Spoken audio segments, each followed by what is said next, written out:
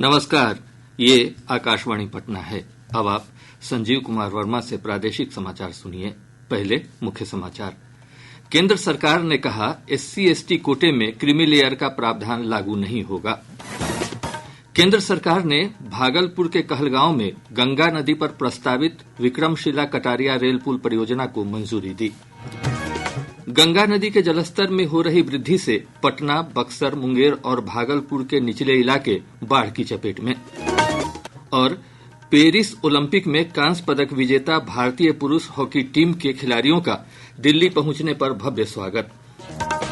अब समाचार विस्तार से। मंत्रिमंडल ने प्रधानमंत्री शहरी आवास योजना के दूसरे चरण को मंजूरी दे दी है।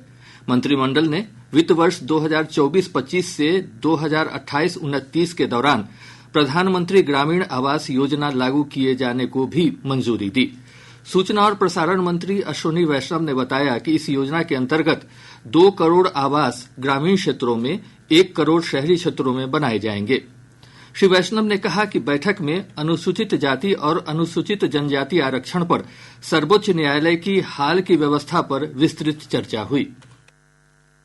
एनडीए सरकार बाबा साहेब अम्बेडकर जी के बनाए संविधान के प्रावधानों के प्रति प्रतिबद्ध है। बाबा साहेब अम्बेडकर जी के संविधान के अनुसार SC और ST के रिजर्वेशन में क्रीमी लेयर का कोई प्रावधान नहीं है। कैबिनेट का सुविचारित मत है कि बाबा साहेब अम्बेडकर के संविधान के अनुसार ही SC और ST का रिजर्वेशन की व्यवस्था होनी चाहिए।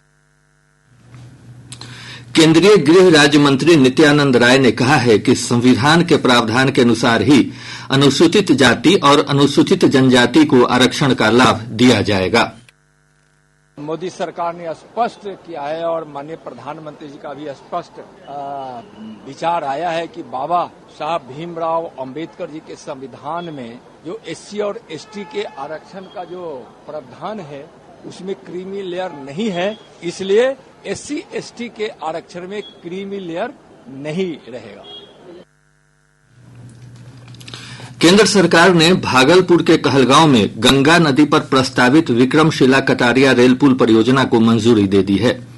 2.44 किलोमीटर लंबे मुख्य ब्रिज के साथ यह रेल परियोजना 26.23 किलोमीटर लंबी होगी।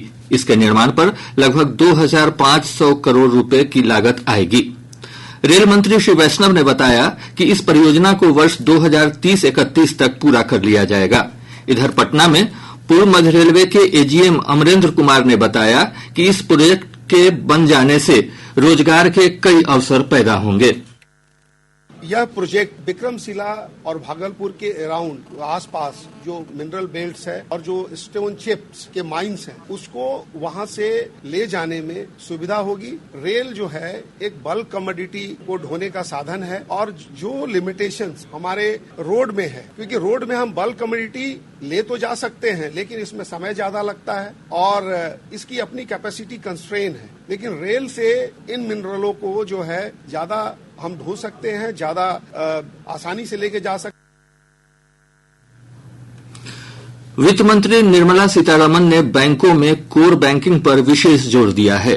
आज नई दिल्ली में रिजर्व बैंक के केंद्रीय निदेशक मंडल की बैठक में वित्त मंत्री ने बैंकों से जमा और उधारी राशि से संबंधित प्रमुख कार्यों को प्राथमिकता देने को कहा। रिजर्व बैंक भी और सरकार भी बार बार बैंकों को कह रहे हैं कि आप आपके कोर बिजनेस एक्टिविटी के ऊपर जरा ज्यादा ध्यान दें और थोड़ा सख्ती से डिपॉजिट कलेक्ट करें, फिर लेंड भी करें, क्योंकि बैंकिंग का कोर एक्टिविटी यही है। बाद में कोई कुछ 4-5 विषय नया पोर्टफोलियो ये सब जोड़ सकते हैं, मगर आपके core business deposit collection and lending money. वित्त मंत्री ने कहा कि सरकार बैंकिंग नियम संशोधन ला रही है, जिसका लंबे समय से इंतजार था। उन्होंने कहा कि संशोधनों में सहकारी बैंकिंग क्षेत्र से संबंधित महत्वपूर्ण पुनर्गठन संशोधन शामिल है। उन्होंने कहा कि नामांकन प्रावधानों की शुरुआत एक ग्राहक अनुकूल कदम है, जिससे यह सुनिश्चित होता है कि ग्राहकों के पास व्यक्तियों को नामांकित करने का विकल्प है और नामांकित व्यक्ति आसानी से अपने उचित अधिकारों का दावा कर सकता है। इस अवसर पर रिजर्व बैंक के गवर्नर शक्तिकांत दास ने कहा कि बैंक ब्याज दरों पर फैसला लेने के लिए स्वतंत्र हैं। उन्होंने कहा कि जमा और उधारी पर ब्याज दर विनियमित होते रहते हैं। Banks fix their deposit rates, they fix their interest rates. So this is completely deregulated. It's for banks to decide, taking into account the overall financial sector and macroeconomic conditions. Overall, if you see, there has been considerable amount of stability in our interest rate regime. केंद्रीय सहकारिता मंत्री अमित शाह ने गन्ने के अलावा मक्का, टूटे चावल, फलों के छिलकों और बांस के उपयोग से एथनॉल उत्पादन के लिए बहुआयामी और भविष्यवादी दृष्टिकोण अपनाने का आग्रह किया है। नई दिल्ली में आज राष्ट्रीय सहकारी चीनी मिल संघ के कार्यक्रम में श्री शाह ने कहा कि एथनॉल उत्पादन एक लाभदायक और व्यवहारिक व्यवसाय है। उन्होंने कहा कि देश को आने वाले समय में 1000 करोड़ लीटर एथनॉल की आवश्यकता होगी। श्री शाह ने कहा कि प्रधानमंत्री नरेंद्र मोदी की पहल के कारण एक वैश्विक जैव ईंधन गठबंधन की स्थापना की गई है। इससे एथनॉल निर्यात के अवसर पैदा होंगे और इससे सीधे तौर पर किसानों को लाभ होगा। स्वास्थ्य राज्य मंत्री प्रताप राव जाधव ने लिम्फेटिक फाइलेरिया के उन्मूलन के लिए आज नई दिल्ली में दवाई पिलाने के द्विवार्षिक राष्ट्रव्यापी अभियान के दूसरे चरण का वर्चुअल शुभारंभ किया। अभियान के तहत स्वास्थ्यकर्मी घर घर जाकर लोगों को फाइलेरिया से बचाव की दवा निःशुल्क उपलब्ध कराएंगे। श्री जाधव ने कहा कि लिम्फेटिक फाइलेरिया की रोकथाम के लिए मच्छरों के काटने से बचाव और फाइलेरिया रोधी दवाओं का सेवन जैसे निवारक उपाय महत्वपूर्ण हैं। 20 राज्यों और केंद्र शासित प्रदेशों के लोग इससे प्रभावित हैं। स्वास्थ्य राज्य मंत्री श्री जाधव ने बताया कि इस रोग का असर केवल स्वास्थ्य पर ही नहीं बल्कि इससे व्यक्ति विकलांग भी हो जाता है। हमारा उद्देश्य लिम्फेटिक फाइलेरिया जैसी रोकथाम वाली बीमारियों को जड़ से समाप्त करना है, ताकि हमारे देश में ऐसी बीमारी के लिए कोई जगह ही न हो। इसके लिए सभी को आगे आकर दवाओं का सेवन करना चाहिए। आइए हम सभी एक स्वस्थ भविष्य के लिए एक मिशन में एकजुट होकर काम करें। प्रादेशिक समाचार आप आकाशवाणी पटना से सुन रहे हैं। ताजा समाचारों के लिए आप हमारे एक्स हैंडल AIRnews_पटना पर जा सकते हैं। नेपाल के जलग्रहण क्षेत्र में भारी बारिश के चलते गंगा, कोसी और गंडक समेत विभिन्न नदियों के जलस्तर में बढ़ोतरी देखी जा रही है। केंद्रीय जल आयोग से प्राप्त जानकारी के अनुसार गंगा नदी पटना के दीघा घाट और हाथीदह में खतरे के निशान से ऊपर बह रही है। वहीं भागलपुर के कहलगांव में भी गंगा नदी का जलस्तर खतरे के निशान से 15 सेंटीमीटर ऊपर बना हुआ है। सोन नदी का जलस्तर पटना के मनेर में खतरे के निशान के आसपास बना हुआ है। उधर गंडक नदी गोपालगंज के डुमरिया घाट में, बूढ़ी गंडक नदी खगड़िया में, कमला बलान मधुबनी के झंझारपुर में तथा परमान नदी अररिया में खतरे के निशान से ऊपर बह रही है। बागमती नदी का जलस्तर सीतामढ़ी के ढेंग ब्रिज, रून्नी सैदपुर और मुजफ्फरपुर के बेनीबाद में खतरे के निशान को पार कर गया है। कोसी नदी खगड़िया के बलतारा में तथा कटिहार के कुर्सेला में लाल निशान से ऊपर बह रही है। अररिया जिले में हो रही भारी बारिश से एक बार फिर जिले की परमान सहित प्रमुख नदियां उफान पर हैं। एक रिपोर्ट। भारी वर्षा के कारण कुर्साकांटा, सिकटी और पलासी प्रखंड क्षेत्र से होकर बहने वाली परमान, बकरा, लव कटारिया समेत जिले की सभी छोटी बड़ी नदियां सहित सभी बरसाती नदियां उफान पर है। निचले इलाकों में पानी फैलने से सैकड़ों एकड़ में लगी धान की फसल बर्बाद हो गई है। सबसे ज्यादा नुकसान जिले के कुर्साकांटा प्रखंड के आधा दर्जन गाँव को हुआ है। आकाशवाणी समाचार के लिए अररिया से मैं गौतम सिंह सहगल। हमारे मुंगेर संवाददाता ने बताया कि जिले में गंगा का जलस्तर में प्रति घंटे 1 सेंटीमीटर की बढ़ोतरी देखी जा रही है। गंगा नदी के जलस्तर में लगातार बढ़ोतरी के कारण निचले इलाकों में बाढ़ जैसे हालात उत्पन्न हो गए हैं। केंद्रीय जल आयोग के अनुसार आज शाम गंगा का जलस्तर 38.33 मीटर पर जा पहुंचा है। जलस्तर के बढ़ने से गंगा के तटवर्ती इलाकों में रहने वाले लोग दहशत में हैं। सदर प्रखंड के गंगा किनारे सटे टीकारामपुर गांव के आसपास इलाके में बाढ़ का पानी प्रवेश कर चुका है। संभावित बाढ़ से निपटने के लिए प्रभावित क्षेत्र में नाव भेजी गई है। आकाशवाणी समाचार के लिए मुंगेर से प्रशांत कुमार सिंह। भागलपुर जिले में पिछले एक सप्ताह में हुई बारिश के बाद गंगा नदी के तटवर्ती इलाकों में बाढ़ का पानी फैल गया है।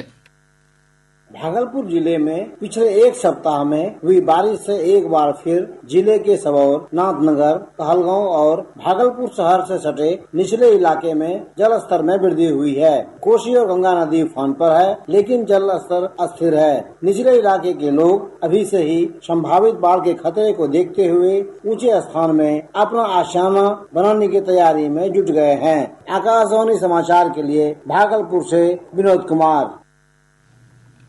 नेपाल के तराई क्षेत्र में भारी बारिश होने के बाद कोसी नदी का जलस्तर बढ़ा है। एक रिपोर्ट। सहरसा जिले के नवहट्टा प्रखंड क्षेत्र के पूर्वी कोसी तटबंध के भीतर बसे कई गांव पूरी तरह जलमग्न हो गए हैं। प्रखंड की केदली जाने वाली मुख्य सड़क पर कहीं कमर तक तो कहीं घुटने तक पानी चढ़ गया है। इसके चलते लोगों को आवागमन में परेशानी हो रही है। इसके अलावा कई गाँव में बाढ़ का पानी प्रवेश कर जाने से लोगों को काफी कठिनाइयों का सामना करना पड़ रहा है। आकाशवाणी समाचार के लिए सहरसा से आरती कुमार।